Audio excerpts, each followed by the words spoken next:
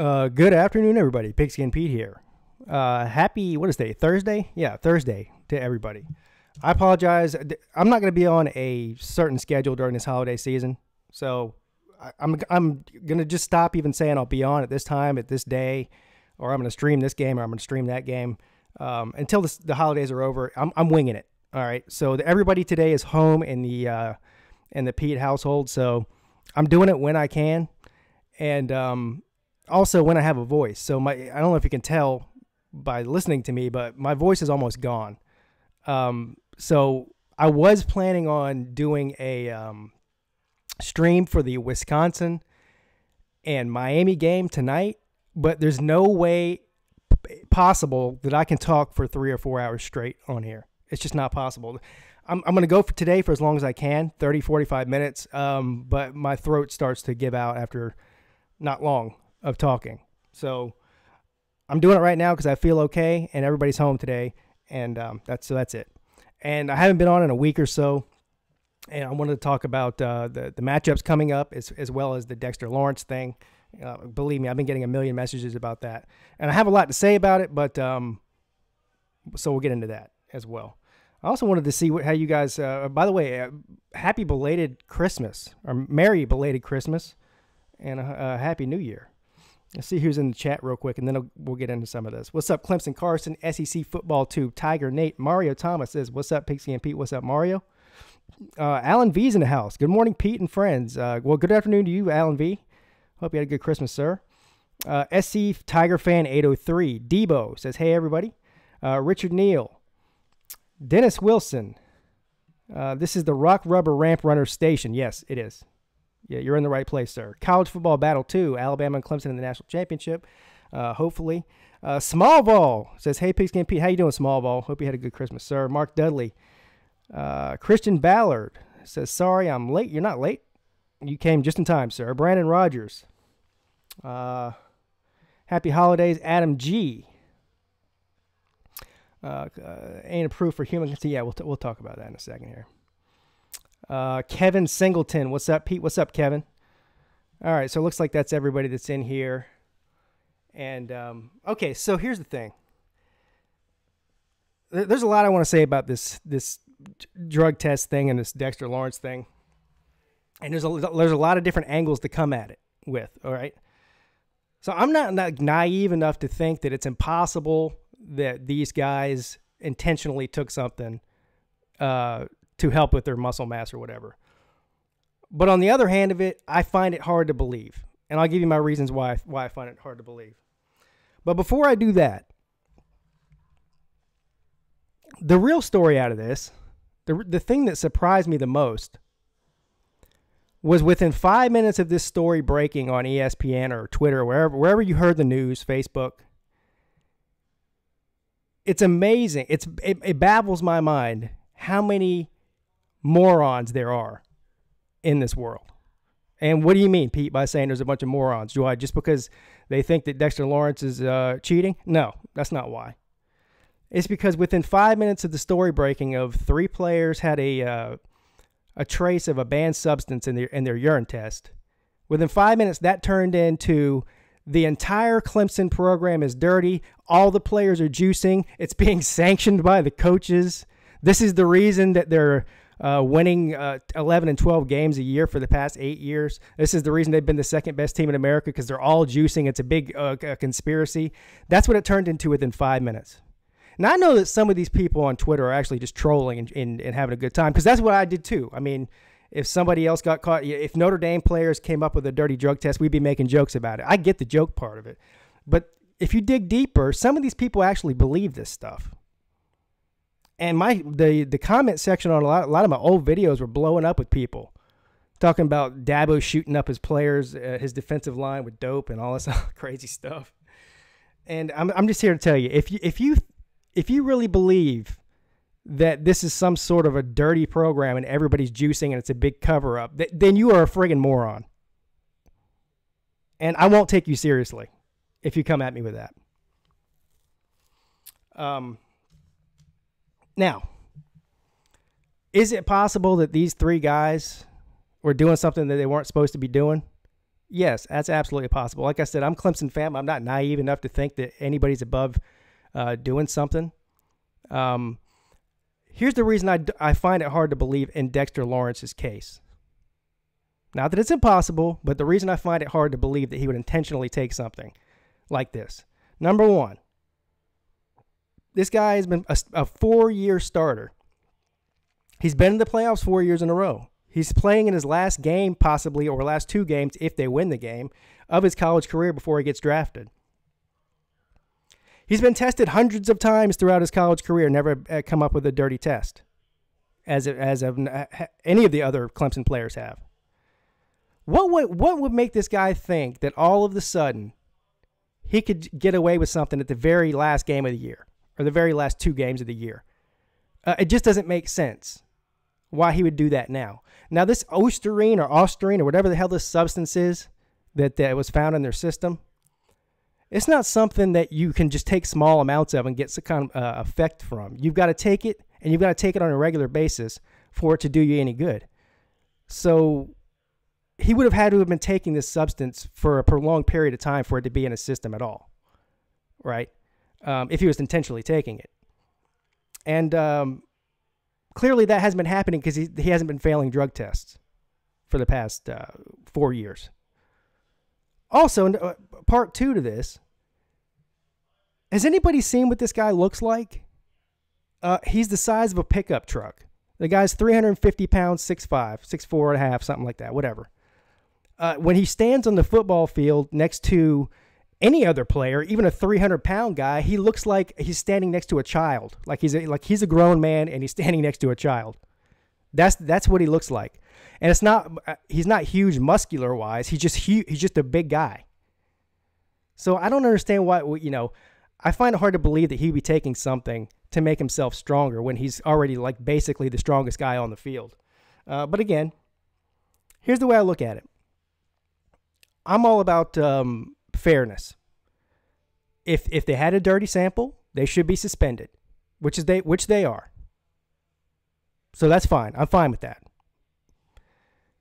They need to investigate this, find out if they can find a reason why it was in their system, and if they can't, then these players, if they find that these players did this intentionally, then they should never be able to wear a Clemson uniform again. That's the way I feel. They should be kicked off of the team. Now, for Dexter Lawrence, that wouldn't matter because this is his last year. He's going into the draft anyways.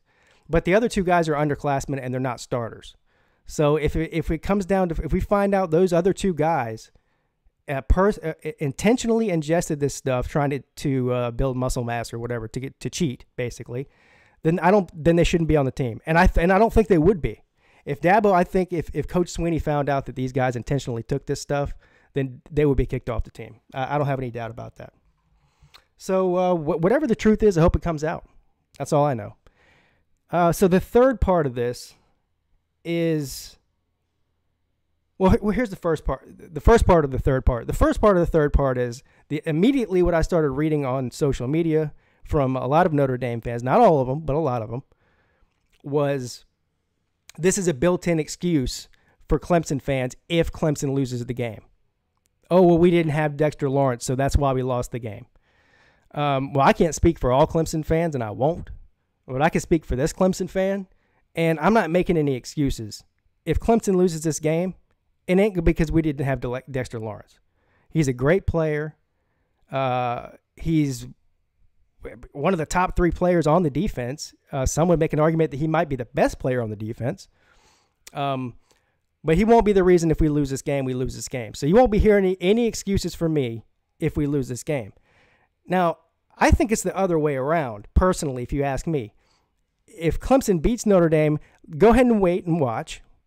Hopefully that happens. And if that does happen, I want everybody to check their Twitter feed or their Facebook page or whatever it is within 10 minutes of Clemson winning that game, and you will find a bunch of fans on there saying the only reason Clemson won this game is because their players are juicing. That's going to be the new thing now. Oh, Clemson only wins these games because they're all juicing. They're all shot up with dope. These dopes actually believe that too. I don't even know if they believe it. I think that half of them, or more than half of them, are just Clemson people that hate Clemson anyway, the same way that people hate Alabama or Ohio State. You know, the winning programs, the teams that win a lot, and people hate them for that reason. So they'll find any little reason to try to disparage or discredit any sort of achievement that they achieve. But that comes along with winning. So when I was getting these messages on my Twitter feed from these people saying that everyone's shooting up, dope on Clemson, it's a big doping conspiracy in Clemson's program and all this, all I had to do was click on their Twitter profile, and 9 times out of 10, it was either a Gamecock fan, an Ohio State fan, or a couple of them were Georgia fans, but 9 times out of 10, it was an Ohio State fan and a Gamecock fan. Now, why would that be that Ohio State fans and Gamecock fans are so over the edge about this failed drug test? I don't know. I mean, it's obvious the reason that Gamecock fans are all up in it, because they have never won anything ever in the history of their program for 100-something years, and they're jealous. And Ohio State fans, well, they've been going through scandals left and right? I mean, it's one thing a starting player for your team fails a drug test. It's a whole other thing when your head coach, the guy who runs the entire program, is covering up wife beating. So they love to see another team have controversy so they can get the heat off themselves, if you know what I'm saying. Not to mention the fact that Clemson is 3-0 against Ohio State, and the last time we faced them, we embarrassed them 31-0 in the playoffs. And so they really have a hard-on for Clemson. And so, I mean, if somebody came up with is so much as cheating on a pop quiz at Clemson, Ohio State fans are going to be all over that like white on rice, I promise. But anyway, I'm just going to leave it at that. And here's the other part of this. Everyone's waiting on the B sample, test B. There's a B sample of the urinalysis. It might come out clean. They might be exonerated. Dexter Lawrence might be able to play in this game. No. Test B is not a different drug test. It's the same exact urine sample that they use for test A. That they're just going to test another sample to make sure that there wasn't some sort of problem with the first test, right? So, yeah, Test B is going to say the same thing that Test A did. I don't think you're going to see Dexter Lawrence play in this game, no matter how much anybody wants him to, number one. And number two, I don't think you're going to see him even if Clemson wins this game and makes it to the national championship game. He ain't going to be playing in that one either because the appeals process takes more than 9 days, which is how long they'll have between the Notre Dame game and the national championship game. So, anything short of a minor miracle, Dexter Lawrence is not playing football for Clemson ever again. So you just go ahead and count on that. What's up, Wrong on Purpose? The artist formerly known as Drake Luke. I bet you're happy, sir. Oregon is killing it in recruiting, and Justin Herbert's coming back. Look for them to do big things next year in the Pac-12. Ohio State fans aren't very intelligent, Pete. Sorry, I have to apologize for them. Pete, that's a chemical also found in ham sandwiches. See, now here's the other thing. I have seen some extremely funny jokes about Ostarine and all this stuff online that even make me laugh. As much as, it's not a funny situation for Dexter Lawrence. It's not a funny situation for Clemson fans. You still got to have a sense of humor about this stuff. I've seen some funny stuff online about some jokes about the Ostarine. But it's funny how uninformed people are and how stupid they are, really, quite frankly. I mean, people were like, oh, these 3 guys tested positive. They need to test the whole team. They did test the whole team. What do you think? They just picked 3 guys? Oh, out of 100 guys on the team. Oh, you 3, come with me. You're taking a piss test. The other 97 of you might be next. No, man, this is an NCAA thing. They get drug tested so often, these teams do, especially before bowl season. So if you made a bowl game, the entire team gets hit with a piss test a couple weeks before because they want to see who's dirty or if anybody's dirty, so they'll get left out of the bowl games. This is nothing new. That's the other thing. Dexter Lawrence knew this was coming. All these guys knew this was coming if you've been there. They know that they're going to get piss tested before the Cotton Bowl. It's not a surprise. It's not like they say, hey, man, you got to take a drug test, and he's like, oh, really? No, he's been through this before. They test the whole team. And 3 of them came up dirty. and we'll see what happens. Not a good look, though. It's not a good look, even if it was not intentionally taken. And I'll take them at their word until somebody can prove otherwise. But even if it wasn't intentionally taken, just the sort of what's the word I'm looking for here?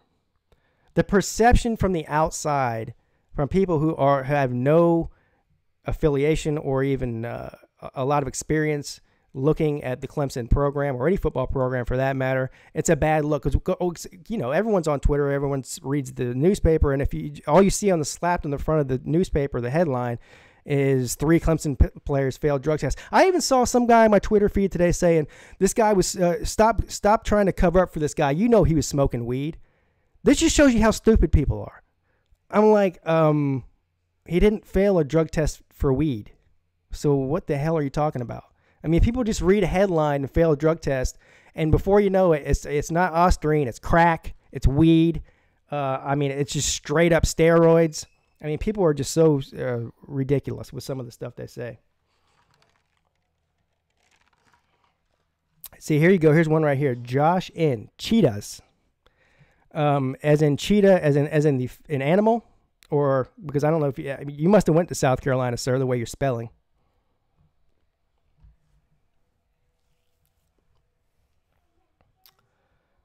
Falcons Fury says, I've only failed one drug test till Think Day. And that's because I forgot being my extra urine sample and my ham sandwich. Yeah.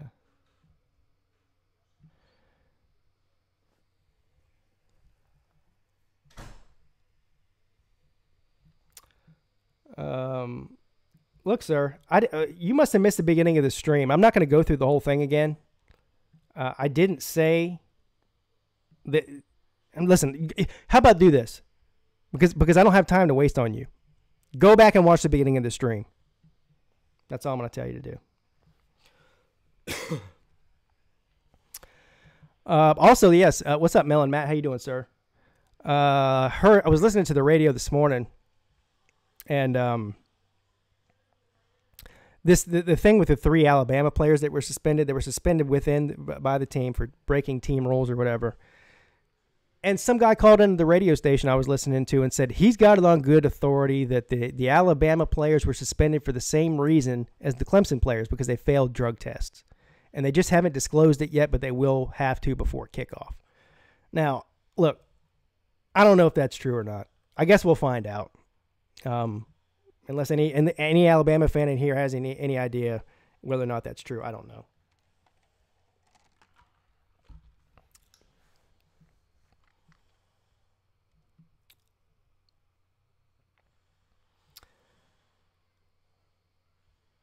Yeah, Lawrence has been testing clean for 4 years. That's right.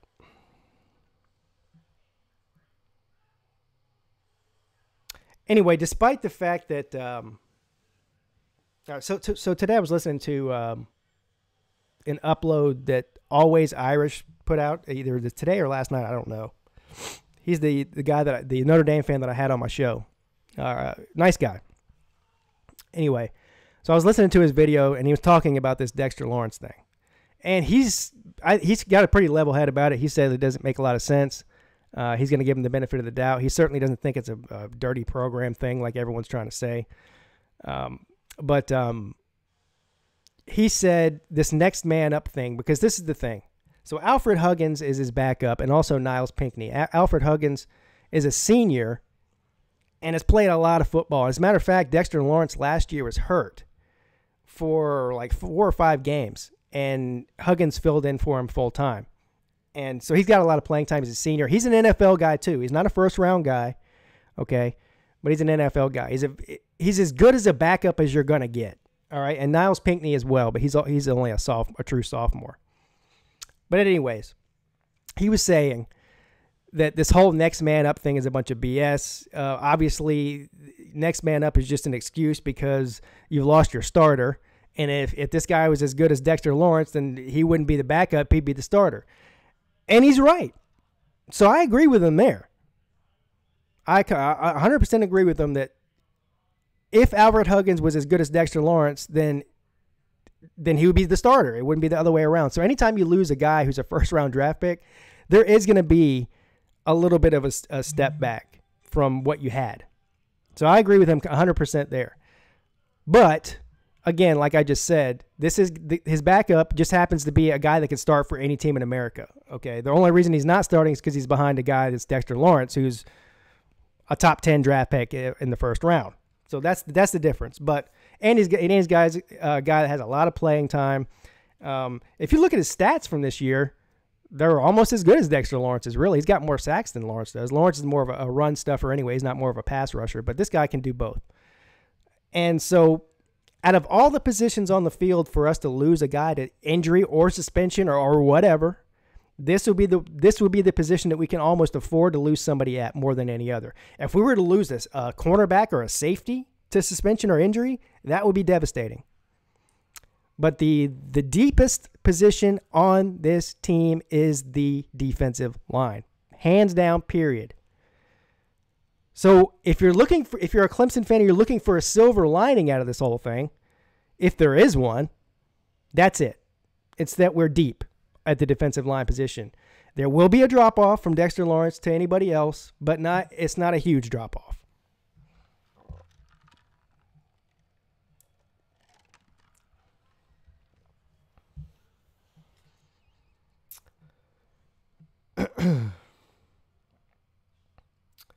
NASA CGI Snakes asks, do you guys think that Clemson will stomp Notre Dame or a close dogfight?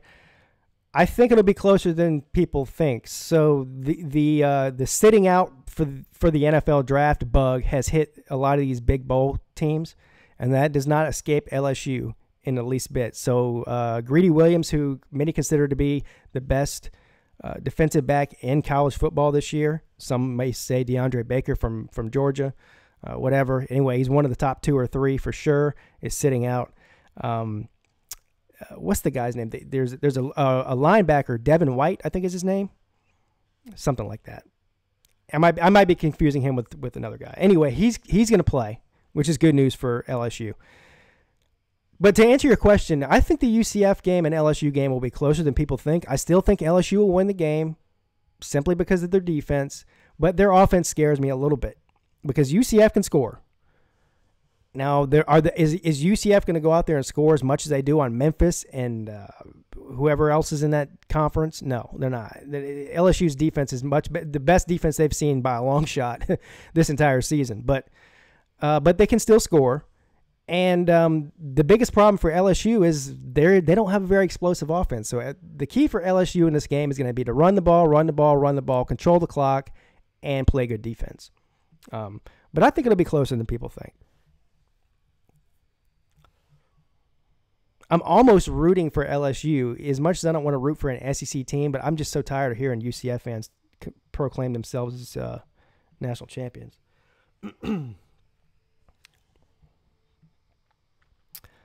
Does Oklahoma have a chance against Alabama? Yes, they have a chance. I'd say they have about a 25 or 30% chance in my mind. But that's a pretty big chance. So, no disrespect to Oklahoma.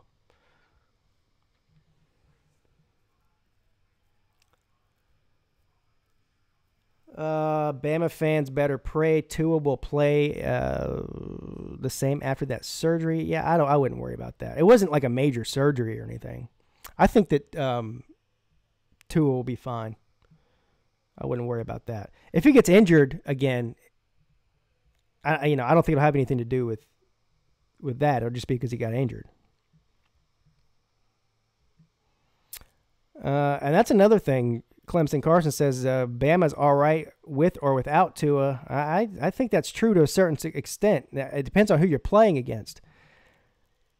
I don't know if let's put it this way. If Clemson ends up playing Alabama in a national championship situation, that's an if. They need Tua to win that game, I think. That's my opinion.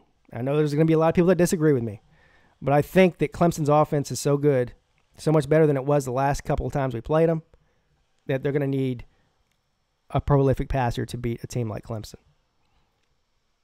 I mean, you don't need Tua to beat Oklahoma or score on Oklahoma. I mean, because Oklahoma's defense is so bad. The key to the Alabama beating Oklahoma is not the offense, because they're going to score on Oklahoma. It's their defense stopping Oklahoma. That's the real key.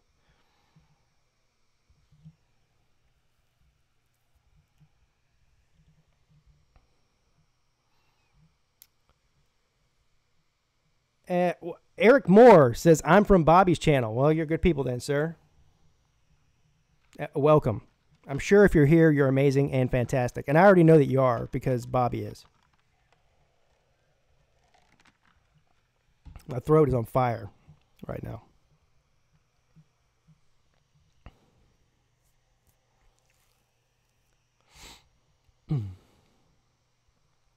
Clemson football says Alabama 35, Oklahoma 21, Clemson 49, Notre Dame 28.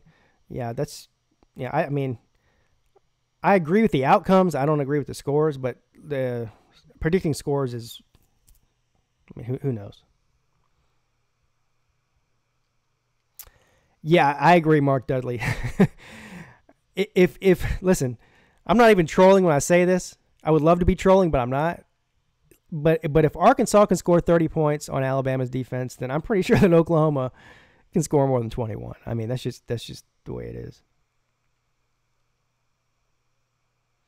I think the key for Alabama is to control the clock on offense. Me too. I couldn't agree with you more, sir, Debo. Their defense isn't as elite as in the past. Still very good defense, but Oklahoma's the best. So here's the thing about Alabama's defense this year is it started out very slow, and a lot of the reason for that was because Alabama lost. Now, they lose every year a huge amount of their defensive players to the draft. That's an annual thing, right?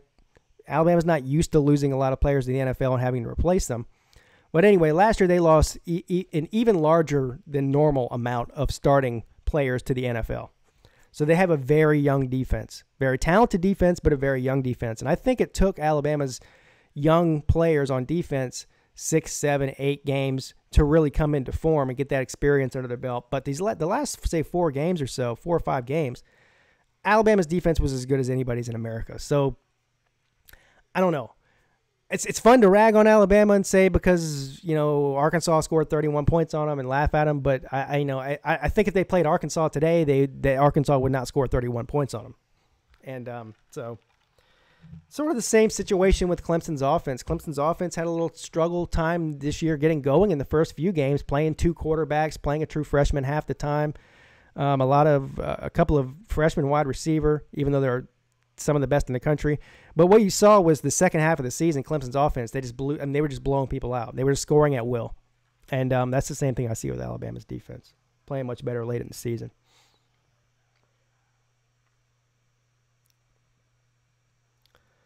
There's somebody to say Notre Dame 76. Okay.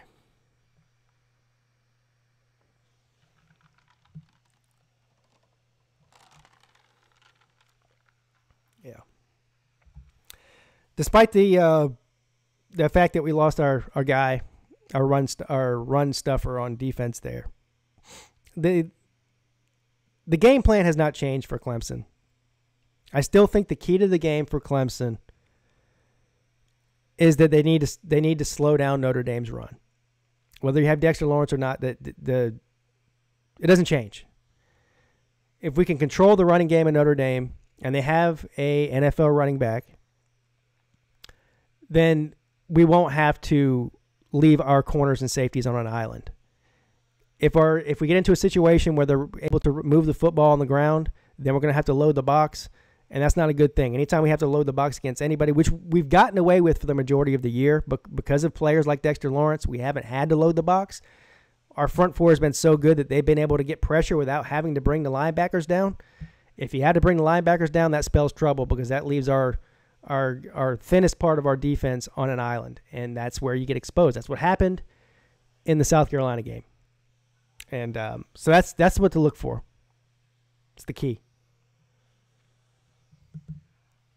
I don't take Notre Dame lightly at all. Not at all.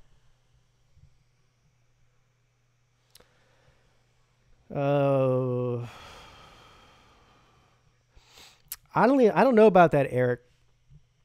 says the B sample is today. I mean, unless the B sample comes back clean, which I don't think it's going to. I don't know if you were in here when I was going over this, but the B sample is the exact same sample as the A sample from the same urine test. It's not a different test. So the chances of the B sample being different from the A sample are like 1 in a million. So basically what I'm saying is just go ahead and count on Dexter Lawrence not playing. Who do I have in a fight? Dabo or Lincoln Riley? Dabo's jacked, man. Have you seen Dabo? He's jacked, dude. I take Dabo. Lincoln Riley's he's not as big as Dabo is.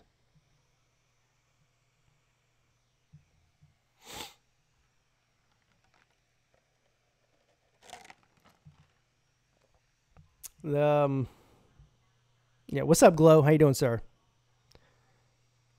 Yeah, I realize people are hanging on to the possibility that somehow he's going to be reinstated and this is all going to be swept away. It's just not. It's not going to happen. Here's the best thing you can hope for if you're a Clemson fan, and if you're Dexter Lawrence or any of these other two guys.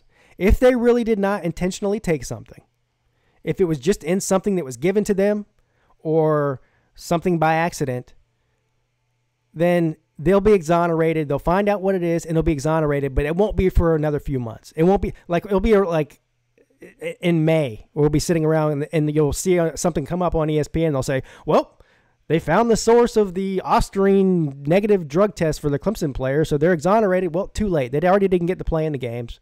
So what does it matter at that point? That's really the best you can hope for.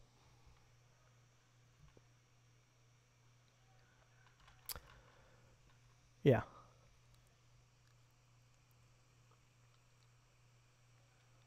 Anyway, Pete, please read my last comment. Okay, let me go back up here, sir. I'll try. Fortunately, it is Tide and Tigers, but I don't care as long as Alabama wins the Natty. We need this. Yeah, okay.